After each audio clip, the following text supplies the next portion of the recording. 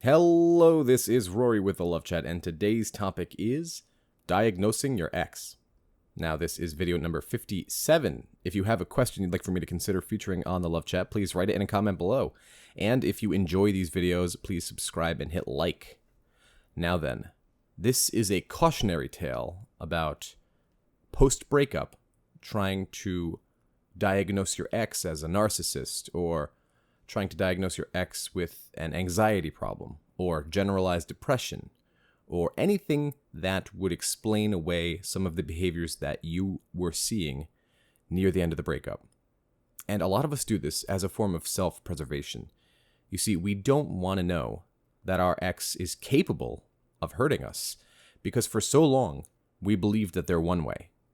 And then, nearing and up to the breakup, they show us that they're capable of being somebody completely different, and this rocks our sense of security. You see, in every relationship, both partners strive for security. We always want to know that our partner's not going to get too far away from us. And so why does uncertainty speak so strongly to attraction?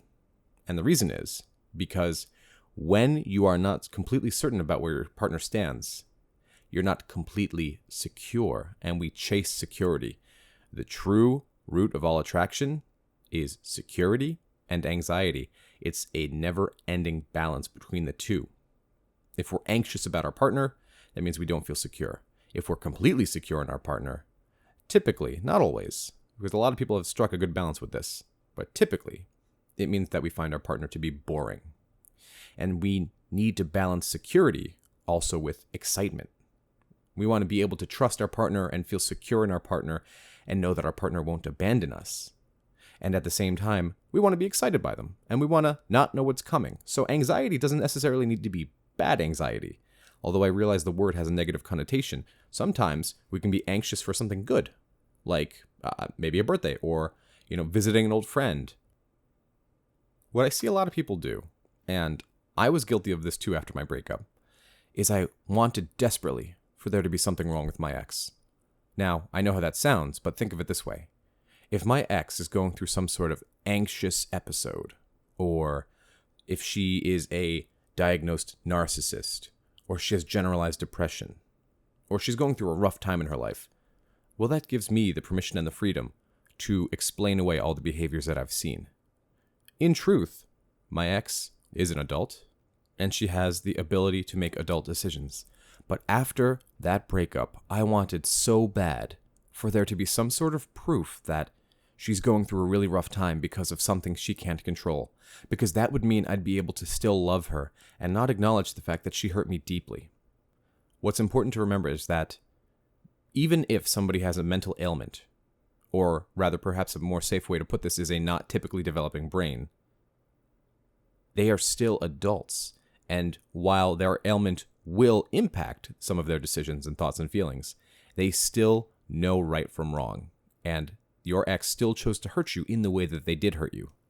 But I must be clear. Just because they broke up with you doesn't necessarily mean you have a right to be hurt in that way.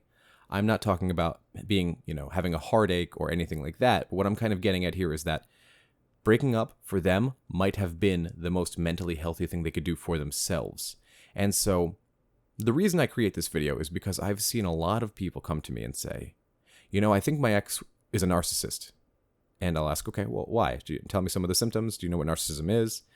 And I'll get a very poorly defined version of what people think a narcissist is, or what people think depression can look like. So what can we do about this?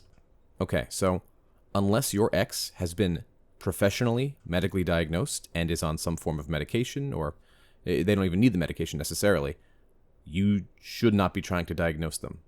You should not be trying to use that avenue as a way to explain away what they've done to you. As I said in a previous video, and frankly, I'll be honest with you guys, I got this quote from Star Trek. The quote is, "It is possible to commit no mistake and still lose."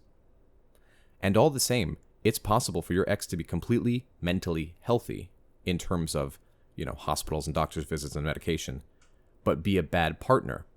It's possible for your ex to be a perfectly good partner, but no longer want to be with you.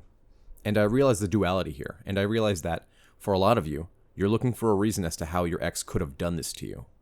But I want you to be very careful about excusing away their behavior, and by telling yourself that, well, no, it's okay. It's okay that I put up with all that because they had depression. It's okay that I put up with all that because they had narcissism or they have narcissistic traits. But what's really important is that you were in a relationship that was making you feel unhealthy and having you hooked on another person. And now you're no longer in that relationship. And so you must turn the mirror to you. In this moment, I want you to stop focusing on that which you cannot control. I can't control your ex. You can't control your ex. We can't make them come back if they don't want to. All we can do is turn the mirror